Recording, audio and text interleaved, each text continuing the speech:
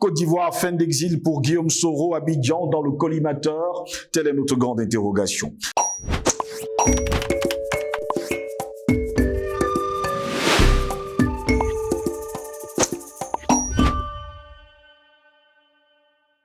C'est toujours un réel plaisir de vous retrouver sur Panafricaniste TV, la chaîne de télévision des panafricanistes, votre chaîne de télévision. Bienvenue à toutes et à tous à cette édition de Parole panafricaniste. Dans une courte vidéo de 5 minutes publiée sur son compte X, ex-Twitter, que Guillaume Soro annonce son intention de rentrer en Côte d'Ivoire. J'annonce ici et maintenant que je mets fin à mon exil, car il m'est pénible de vivre loin de ma terre ancestrale et natale d'Afrique, déclare-t-il, ajoutant qu'on a tenté de l'arrêter à l'aéroport Istanbul le 3 novembre dernier afin de l'extrader dans son pays. Il a également détaillé avoir été successivement en France, en Belgique, à Dubaï et jusqu'aux confins du continent asiatique ces dernières années. Je n'irai pas plus loin dans mon exil. Je refuse d'être fugitif. Je ne suis coupable d'aucun forfait, poursuit-il, affirmant vouloir contribuer à la réconciliation des fils et filles de la Côte d'Ivoire. Guillaume Soro n'a pas précisé de date pour un éventuel retour en Côte d'Ivoire. Déjà en exil, Guillaume Soro avait été condamné en Côte d'Ivoire en juin 2021 à la prison à perpétuité pour atteinte à la sûreté de l'État, accusé d'avoir fomenté une insurrection civile et militaire visant à renverser le régime d'Alassane Dramane Ouattara en 2019. En avril 2020, il avait été condamné à 20 ans de prison pour recel de détournement de deniers publics. Chef de la rébellion qui contrôlait la moitié nord de la Côte d'Ivoire dans les années 2000, Guillaume Soro avait aidé militairement Alassane Dramane Ouattara à accéder au pouvoir lors de la crise post-électorale de 2010-2011 face au président Laurent Gbagbo. Guillaume Soro était devenu le premier chef du gouvernement d'Alassane Dramane Ouattara, puis président de l'Assemblée nationale en 2012, avant une rupture début 2019 en raison, selon plusieurs observateurs, de ses ambitions présidentielles. En mai, il avait affirmé qu'aucune raison ne l'empêchait d'être candidat à la prochaine présidentielle. Après le Niger, eh bien, ce dernier s'est rendu finalement au Burkina Faso. Eh bien, il cherche toujours un exil et dans sa quête, il déclare vouloir revenir sur la terre de ses ancêtres, c'est-à-dire la Côte d'Ivoire. Voilà pourquoi nous nous interrogeons. Fin d'exil pour Guillaume Soro, Abidjan dans le collimateur. Pour répondre à nos questions, nous sommes avec Patient Parfendom en politique. Il est avec nous cet après-midi. Patient Parfendom, bon après-midi, bienvenue à vous. Bon après-midi, Sylvie Solengos. Bon après-midi à nos internautes, millions d'internautes déjà, à nos techniciens. Merci pour votre dévouement. Nous serons toujours au taquet chaque fois que vous solliciterez, n'est-ce pas, notre petite contribution. Merci pour cette invitation. Très heureux de vous avoir, Patient Parfendom. Vous avez entendu parler de Guillaume Soro qui était encore, il y a quelques jours, du côté du Niger. Cette fois encore, on nous a fait savoir qu'il a plutôt mis également les pieds du côté du Burkina Faso. Oui, Guillaume Soro est en train d'entreprendre sa longue marche. Je crois qu'après traverser le désert, il pense que le temps est arrivé pour lui de rentrer dans la terre promise. Et pour cela, moi, j'ai une double vision de ce que Soro, en termes d'analyse, quoi, ce qui est en train de se passer. Premièrement, je pense que Soro en avait marre de l'exil, certes, mais je le trouve pas très en forme physiquement. Et il essaye de convaincre l'Association des États du Sahel de l'aider à utiliser leur espace comme base arrière pour lancer des attaques en Côte d'Ivoire et inquiéter le gouvernement de M. Ouattara. Mais quand je dis lancer des attaques, il n'en a ni les moyens ni la capacité. Donc, en réalité, il va s'appuyer sur eux pour que Ouattara soit en difficulté. D'autant plus que, comme on le sait, avec les dernières élections qui se sont passées en Côte d'Ivoire, M. Ouattara ne donne pas l'impression de quelqu'un qui veut en réalité rentrer dans un processus de réconciliation. Il veut continuer de tout écraser sur son passage, malgré les gages politiques que ses adversaires disent. Je peux parler du président Laurent Gbagbo, je peux parler de Charles Blé Goudé et même de Madame Gbagbo lui ont donné pour qu'un processus de réconciliation soit enclenché. Ouattara est droit dans ses bottes. Il est décidé, on a vu avec les dernières élections où il a presque tout raflé, avec une tricherie aux normes au niveau de cette élection pour dire je vais continuer à gouverner sans partage, quel qu'en soit ce que cela peut me coûter. Ouattara, vis-à-vis de son ancien poulain, Guillaume Soro, n'oublions quand même pas que le rôle trouble quand on parle aujourd'hui de ce qui s'est passé en Côte d'Ivoire. Certes, Kono Zakaria nous avait dit dans une vidéo devenue virale que bon, écoutez, la rébellion, là, tout ce que vous voyez, les armes, les moyens, la logistique, ce n'est ni moi, ni Guillaume Soro, ni IB, c'est Alassane Dramane Ouattara. Donc, en réalité, le véritable patron de la rébellion qui a décimé, qui a défiguré complètement, balafré la Côte d'Ivoire humainement avec ses rivières de sang, c'était M. Ouattara. C'est Koné Zakaria qui le dit. L'un des Comzom, qui est d'ailleurs aujourd'hui l'un des hommes les plus proches. Donc, Guillaume Soro s'est précipité alors qu'il était une fabrication de barbeaux. N'oublions pas que ce sont des enfants de la FESI, encadrés par le syndicat des enseignants du supérieur, dont Babo était l'un des mentors. Ils étaient trois, qu'on peut citer. Il y avait lui, Guillaume Soro, il y avait Damana Diapikas, l'ancien secrétaire général du PPACI, qui est vice-président, je crois, aujourd'hui, et puis Blé Goudé. C'était les trois leaders de cette jeunesse étudiante ou bien studentine là qu'on connaissait.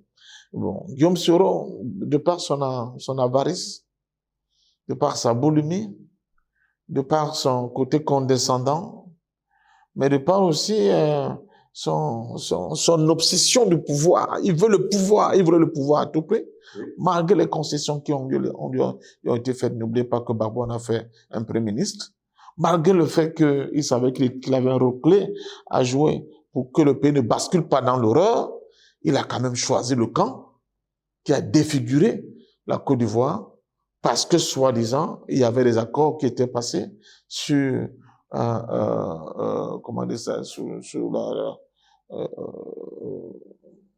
la coupe de la France qui stipulait qu'il laisse d'abord Ouattara diriger un mandat et que dans leur accord de second mandat, Ouattara devait lui faire la passe. Ce qu'il n'avait pas compris, c'est qu'il n'était qu'un joueur. Il n'était qu'un objet entre les mains de la mafia qui a mené Ouattara au pouvoir. Et à un moment donné, Ouattara a voulu lui expliquer qu'il fallait qu'il se soumette à lui et qu'il accepte toutes ces conditions. Au moment où il a commencé à avoir des velléités d'indépendance, parce que c'était simple. Le Premier ministre, on l'a rapidement dégagé, on l'a envoyé un peu à l'Assemblée nationale. Et puis, quand les choses commençaient à se préciser, on lui a demandé de rentrer dans le RHDP. Quand il a refusé de rentrer là-dedans, on a dit, bon, monsieur, écoute, on pense que les potois, les carottes sont presque frites là maintenant. Il faut que tu fasses un choix. C'est là qu'il a compris qu'il était en danger. Et il était en danger parce que, étant au cœur, il a été aussi au cœur d'un cercle d'informations concernant l'empoisonnement de certains cadres de cette opposition. Le RDR est devenu RHDP après. Empoisonnement qui a d'abord concerné les Ivoiriens de souche eux-mêmes, même quand ils étaient dans le camp de Ouattara, avant de commencer à frapper le reste de la communauté ivoirienne. Et je me pose d'ailleurs la question si lui-même a pu échapper à cette fiole-là. Parce que c'est lui qui va donner l'information à Bakayoko, de dire attention, il y a une intention de te mettre en contact avec la fiole. Donc je crois que Soro, c'est comme un crapaud qui veut se prendre pour un bœuf. Il pense que, parce que de par son entregent, n'oublions pas quand même, parce que quand on le dit, certains de nos amis qui nous suivent sont fâchés, mais c'est la vérité. L'équipé mortifère qui a été monté de toutes pièces et dont la base était au Burkina Faso, avait en son sein pas que des jeunes sergents comme Zone, mais aussi des mercenaires venus du Niger, de Mali et de Burkina Faso. Il ne faut jamais l'oublier. Oui. Et que le gars qui était au centre de cette construction-là, en contact avec ces différents groupes militaires, dont certains sont rentrés dans leur pays et ont repris leur poste dans l'armée, dans les armées officielles, et d'autres sont rentrés dans le monde des affaires, c'était quand même Guillaume Soro. Donc Guillaume Soro veut de nouveau convaincre, n'est-ce pas, ces jeunes militaires arrivés au pouvoir, ou bien ces militaires qui sont aux affaires, de l'aider à constituer une base arrière à travers l'association des États du Sahel, mais aussi de lui donner des moyens pour aller inquiéter Ouattara, qui décidément est devenu plus qu'un éléphant aujourd'hui dans une pièce de porcelaine. La deuxième analyse qu'on peut faire, c'est que pendant cette période de cette détermination de ces militaires à aider leur pays tiers, que ce soit le Burkina, le Niger ou bien le Mali, à retrouver leur souveraineté à travers le coups d'État qui ont été, qui ont eu lieu là-bas, on a vu en Ouattara celui qui était le plus déterminé à créer le chaos par le biais d'une guerre qui était encadrée, organisée et programmée par Paris pour détruire complètement ces différents pays. Donc, les derniers événements en date concernaient le Niger, vous vous souvenez, quand on parle de mobilisation des forces de la CEDEAO pour aller combattre ce qu'ils appellent la junte nigérienne, le pays qui avait déjà mobilisé des troupes, c'était la Côte d'Ivoire, faut pas l'oublier, qui était prête à aller faire la guerre. Même le Nigeria n'avait pas encore mobilisé ses troupes, que la Côte d'Ivoire, elle était déjà prête, avec des troupes mobilisées pour aller faire la guerre contre le peuple nigérien. Je crois que le second, c'était le Bénin.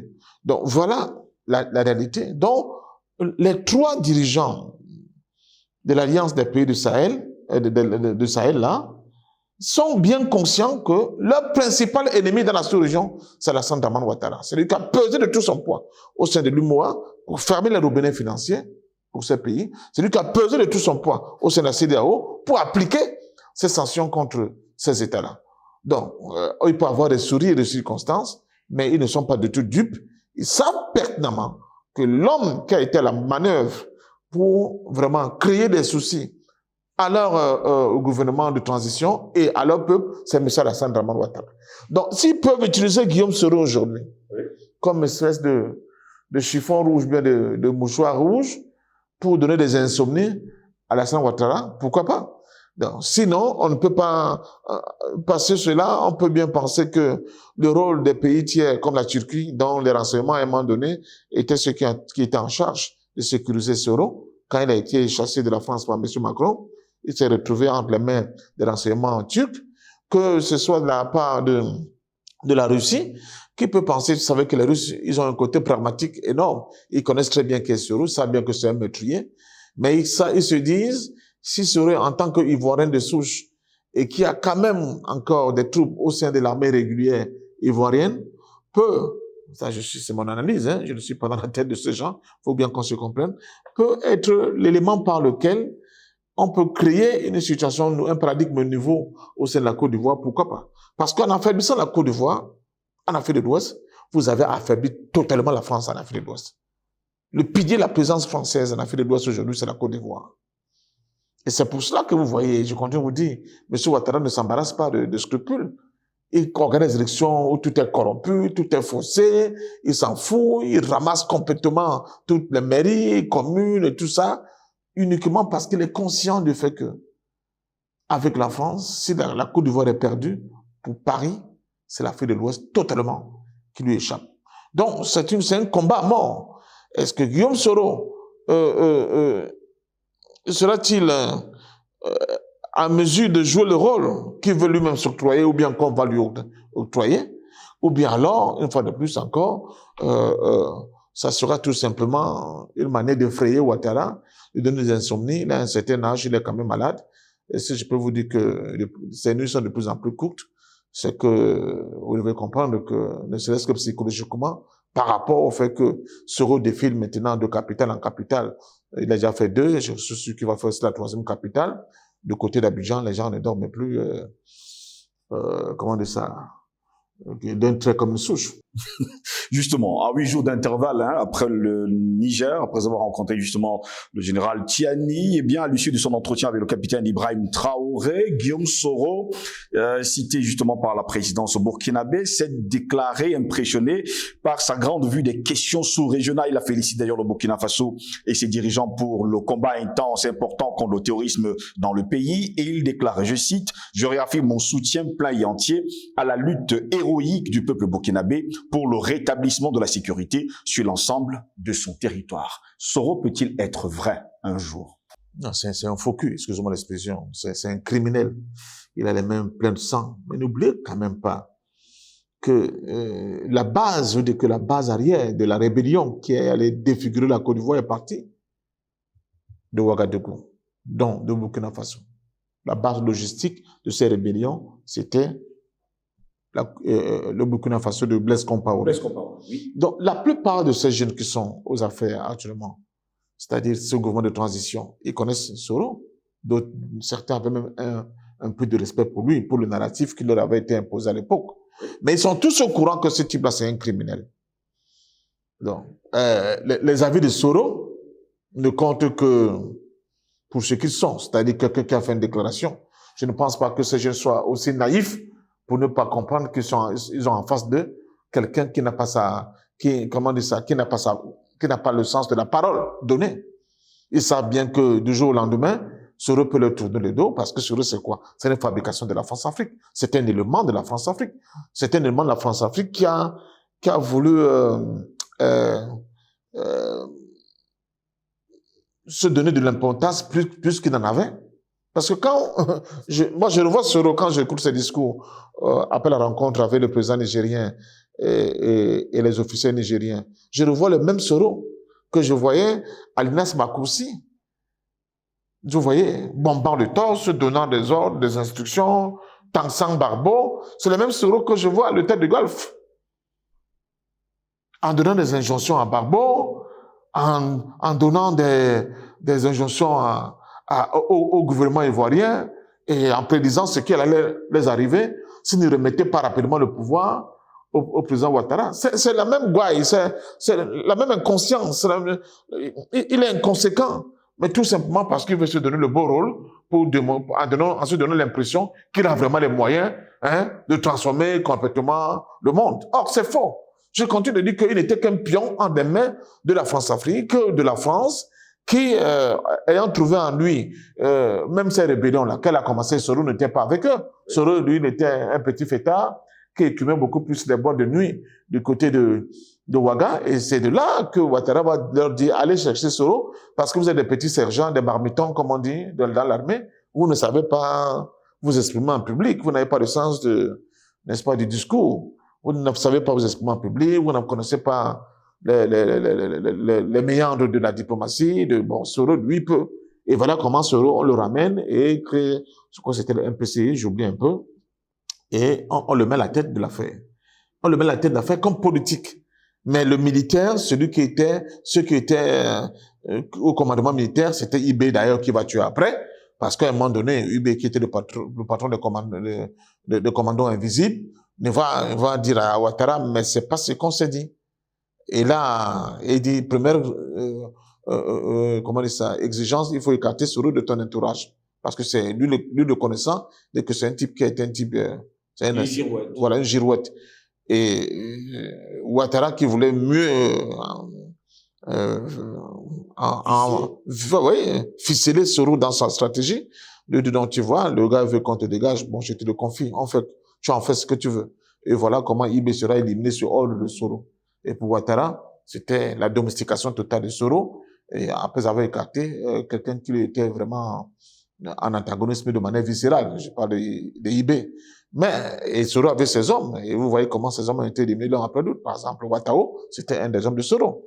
Donc, tous ceux qui étaient dans l'appareil militaire et qui ont eu des promotions et qui étaient proches de Soro ont été écartés purement et simplement. Donc, Soro, c'est ça aussi, c'est une vantardise comme un gamin, comme les jeunes étudiants qui viennent avoir le bac là. Tu vois, il est resté dans ce niveau de vantardise là. Il n'a pas compris qu'il était là dans une structuration qui avait pour finalité la défense d'abord les intérêts de la France et de l'impérialisme. Les petits guéguerres de Chefayon, qui est président, qui n'est pas président, n'intéressent pas beaucoup ces gens. Et eux, ils ont confié ce rôle-là à Alassane Dramane Ouattara d'organiser cette petite cour-là pour continuer leur petit business. Et ce rôle, à un moment donné, s'est trouvé comme un facteur gênant qui ne voulait pas se mettre dans les rangs et qui voulait continuer à prétendre avoir une certaine autonomie, une certaine liberté, une marge de manœuvre qui lui soit propre, alors que le grand mentor, le patron de la mafia qui était Ouattara, lui disait que voici la route qu'il faut prendre. Donc, on devait l'expulser de là très rapidement. Maintenant, qui prétend rentrer en Côte d'Ivoire, il va rentrer en Côte d'Ivoire comment? Il est condamné là-bas à 20 ans, vous le savez. Oui. Il est condamné à 20 ans de prison là-bas. Et Ouattara a dépensé des milliards pour qu'on tente, n'est-ce pas, de le capturer et de l'extrader en Côte d'Ivoire. On a même tenté de corrompre les services de renseignement turcs. l'histoire de la tentative d'enlèvement à l'aéroport d'Istanbul, ce n'est pas tout faux. Mais l'histoire a été racontée avec un décalage. C'est des trucs qui sont passés bien avant. Vous comprenez? Donc, Soro le sait pertinemment. Donc, je crois que, est-ce que cette tentative va réussir? Est-ce qu'il va réussir à convaincre les 3 dirigeants de l'aider à monter une armée pour s'attaquer à la Côte d'Ivoire? Est-ce que les 3 dirigeants ne vont pas plutôt se contenter à l'utiliser comme le petit cauchemar de Ouattara pour lui rendre des nuits plus qu'insomniaques, etc., etc. Nous sommes dans un grand jeu qui s'organise là et malgré comment dire ça, la petite vantardise à la Soro, et qui n'ira pas plus loin que la décision ferme des États du Sahel. Cette fois-ci, si c'est eux qui sont décidés, qui ont pris la décision de dégager Ouattara de là, ils auront les moyens, ils auront la puissance pour le faire. Avant de sortir justement de cette édition, ma dernière question, il faut quand même rappeler à nos téléspectateurs qu'au Burkina Faso, un mandat d'arrêt avait été lancé en 2016 par la justice militaire à l'encontre de Guillaume Soro dans le cadre de l'enquête sur un putsch raté de 2015, après la chute, pour le dire, de Blaise Compaoré. Ce mandat avait été ensuite annulé, vous vous rappelez d'ailleurs, par voie diplomatique. Eh bien, Guillaume Soro, sur ce sujet, justement, lors de sa visite au Burkina Faso, déclarait, je cite, « C'est tellement saisissant de voir que je peux fouler à nouveau le sol du Burkina Faso grâce à un gouvernement militaire, là où les gouvernements prétendument démocratiquement élus ont refusé de reconnaître le droit du citoyen que je suis, du Ouest africain que je suis. » Oui, ça aussi, c'est la petite vantardise. Je mets ça dans le compte de la vantardise de Soro. Bon, et puis, il essaie aussi de flatter un peu l'ego des dirigeants militaires qui sont au pouvoir. Il a tenu presque les paroles avoisinant, comme ce que vous venez de dire là, au Niger. Il vient de le dire au Burkina. Lui pense que c'est une manière de flatter un peu leur ego, mais aussi de faire un peu amende honorable en disant, c'est grâce à vous que vous voyez, je peux enfin circuler librement parce que vous êtes même plus démocrate que les démocrates. Vous voyez, on vous taxe de putschisme, mais j'ai l'impression que vous êtes plus compréhensif en ce qui concerne les droits de l'homme, les valeurs humaines, que ceux qui se targuent d'être de véritables démocrates. C'est une petite pique là, envers Caboret. Non, Chris voilà. Bon, et comme il a fait d'ailleurs pour les Nigériens, je crois en direction de Bazoum aussi et d'autres, parce que là, il essaie de prendre contact avec Bazoum, et Bazoum a bloqué la porte pour dire non, on ne veut pas se brouiller avec Ouattara, donc on ne peut pas te recevoir. Donc, en fait, il est en train de broder là-dessus, mais le fond de sa pensée et de son action, son initiative, c'est de tenter de convaincre ses dirigeants, de l'aider à installer sa véritable base arrière dans les différents pays. Et si c'est possible, c'est sur le gâteau, de l'aider à monter une escouade militaire pour aller embêter Ouattara, qui, comme je vous le dis depuis un certain temps, a perdu complètement le sommeil. Maintenant, il veut s'appuyer sur eux parce que peut-être le prérequis pour aller convaincre les Russes, c'est que les États du Sahel sont d'accord avec son plan et maintenant peut-être il peut avoir un coup de main la Russie ou bien des amis comme ça mais une fois de plus, Soro doit avoir l'humilité et qui commence d'abord à demander pardon aux Ivoiriens. Ça fait plus de prochaine destination, c'est le Mali? Oui, évidemment, il ira au Mali aussi pour cette danse de vente, pour essayer de convaincre tout le monde, mais aussi pour se présenter à la face de la communauté à la fois africaine et d'Afrique de l'Ouest comme un homme politique crédible qui peut aujourd'hui compter dans l'échiquier parce que dans sa première déclaration au Niger, c'était « Je vais essayer de travailler pour apaiser les tensions entre mon pays et le Niger. » Mais lui qui, comme disait quelqu'un, il se targue de il n'est pas reconnu par la Côte d'Ivoire. Au contraire, la Côte d'Ivoire veut le mettre au Niouf. Comment il va faire pour jouer ce rôle? Maintenant, je sors par là. C'est très important. Il faut être très prudent. Nous sommes au mois de novembre. C'est au mois de novembre que l'un des plus grands panafricanistes a été éliminé. Il s'appelait Félix Rouamoumié. Il faut dire aussi à nos amis qui sont au pouvoir dans les États du Sahel de faire très attention. Soro, on dit qui a trahi une fois, trahira deux fois, toujours. Il peut jouer le rôle d'un agent double qui rentre dans le cœur du dispositif des États du Sahel et créer des dégâts très, très, très, très graves plus tard. moi, je continue de considérer Soro comme un agent de la France-Afrique. Il n'a pas encore fait amende honorable vis-à-vis de ce qu'il a créé comme chaos en Côte d'Ivoire. Et il n'est pas dans un état d'esprit de se mettre à genoux devant son peuple et de demander pardon. Et dit vaguement, j'ai demandé pardon. Ça ne veut rien dire. Il y a des gens qui n'existent plus, Justin Gos. On parle quand même des milliers de morts. Il y a des destins qui ont été complètement bousillés. Il y a des familles qui ne se retrouvent plus. Il y a des gens qui ont été chassés de leur village, de leur plantation, dépossédés de tout. Il y a des morts, il y a eu des rivières de sang. Tout ça. Et Soro s'est bombé de torse, il ne s'est pas caché. Il a d'ailleurs écrit un livre. Pourquoi je suis devenu rebelle, je crois. Vous voyez? Donc lui, il a assumé. Il a assumé ce passif-là. Donc même Ouattara, c'est du bout des lèvres qu'il assume. Il est même allé loin. C'est en ça que je trouve Soro soit naïf, soit extrêmement dangereux.